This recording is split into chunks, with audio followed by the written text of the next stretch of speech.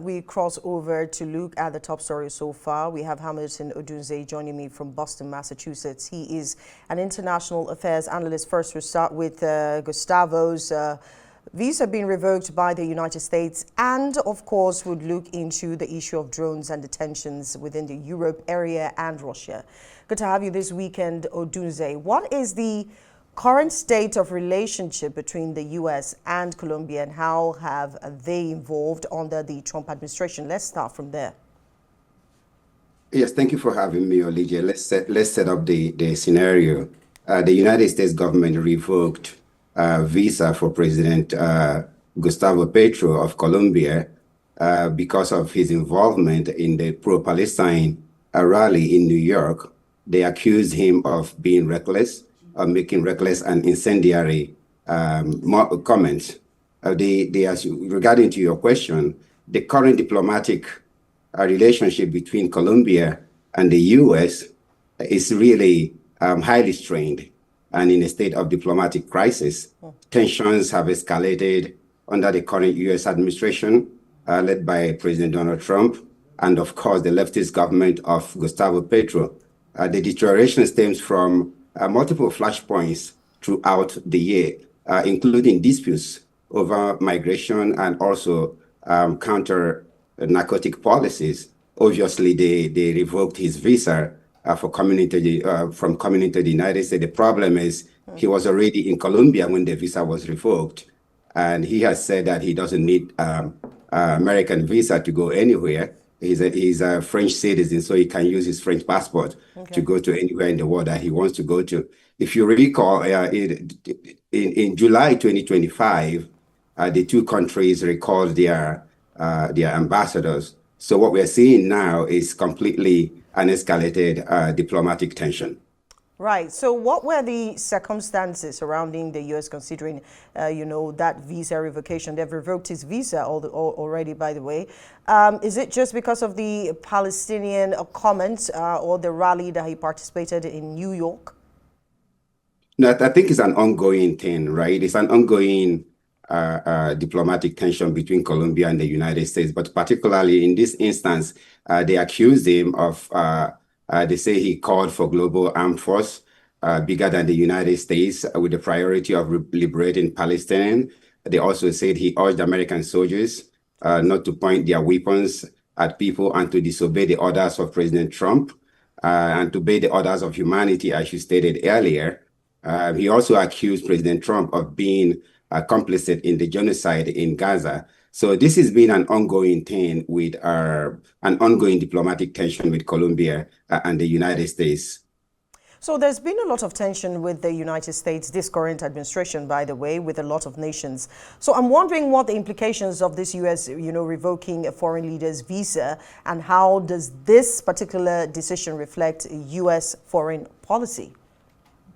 Yeah, we really, there are situations where you say we don't know. This is one of those situations that we say we are not sure where what the implications are going to be, either in the short run or in the long run. But the United States and Colombia revoking the visa of a sitting president is significantly escalates an already high tension between the two countries.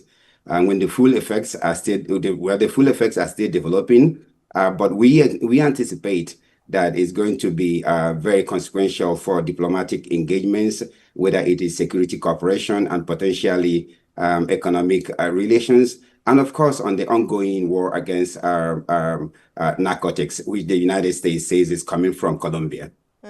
So how might this incident affect diplomatic relationship between the U.S. and Colombia? I'm asking that precisely because if you look at this, what's been going on with the Trump administration, this is not just Petro. Before now, there were, news about the fact that the Trump administration did not want the Palestinian president to come to the United Nations General Assembly, if you remember a couple of weeks ago. Now, with the tensions, that's building with the Trump administration and a lot of other, foreign policies being in conflict with what he stands for, what does the U.S. government stand to benefit from all of this? Well, I don't think they stand to benefit anything. If anything, it further isolates the United States from other countries in the world, whether it is the Middle East or whether it is in the Latin American countries. But currently, what is going on is worsening diplomatic ties.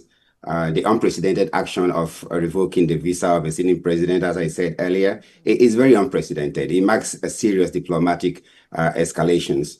Here are the incident, the diplomatic relations.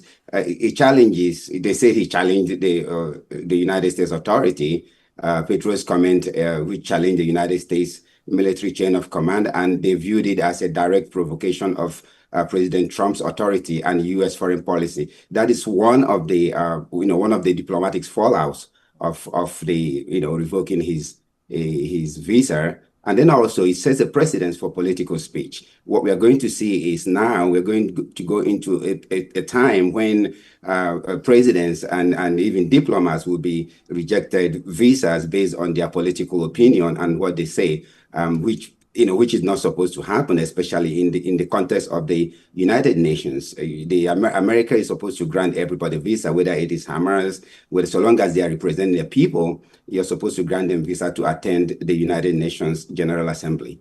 But looking at it on the other hand, though, I mean, asking a president on a U.S. soil for the soldiers not to obey the president, I mean, that is very as provoking. It's like someone coming into your country or your house and saying, you know what, do not obey, the president of that country. But that's on the side. Let's understand how the U.S. and Colombia have cooperated in the past on counter-narcotics efforts, like you did mention about the drug thing while you were explaining.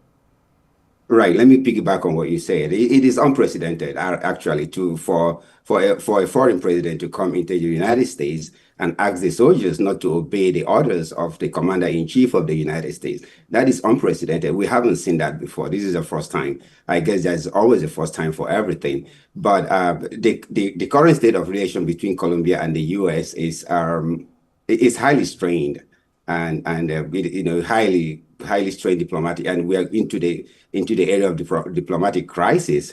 Tensions have escalated under the current U.S. president, and of course the Colombian president.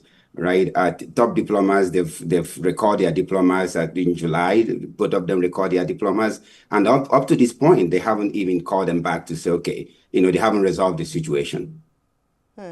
So now we move quickly to the situation with just over the weekend. We talked about Estonia a couple of days ago. Today is Danish, territory with drones flying over, even though the Danish military has said they cannot say that this is from Russia. But then Germany says if drones get into the airspace, they definitely will shoot it down. What role might NATO play in investigating and responding to these kind of incidents?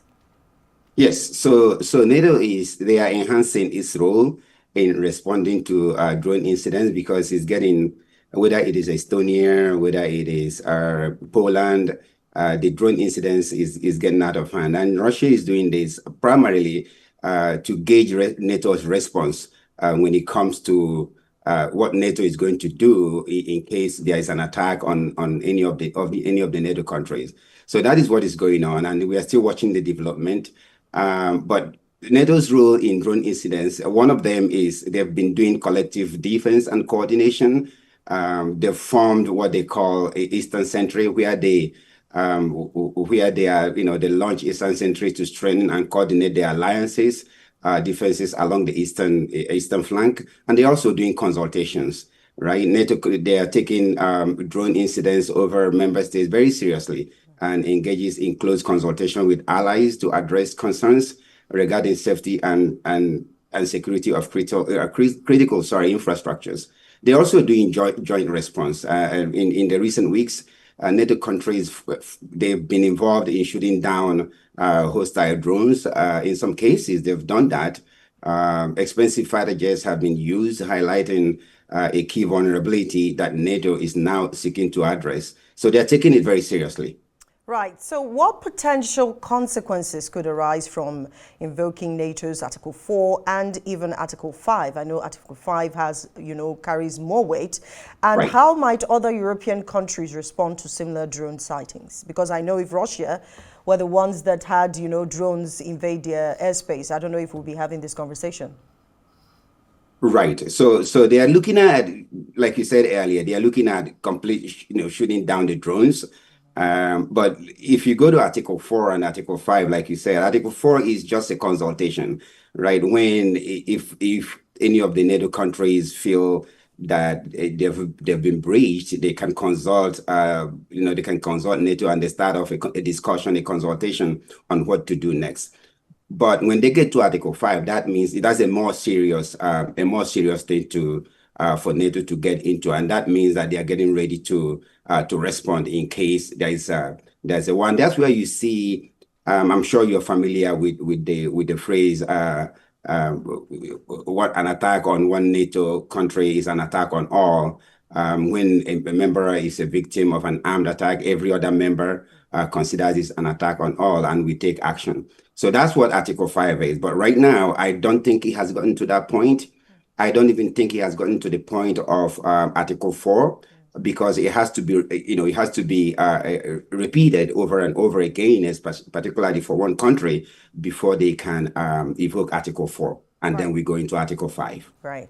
Thank you so much, Hamilton Odunze, for joining us from Boston, Massachusetts. He's an international affairs analyst.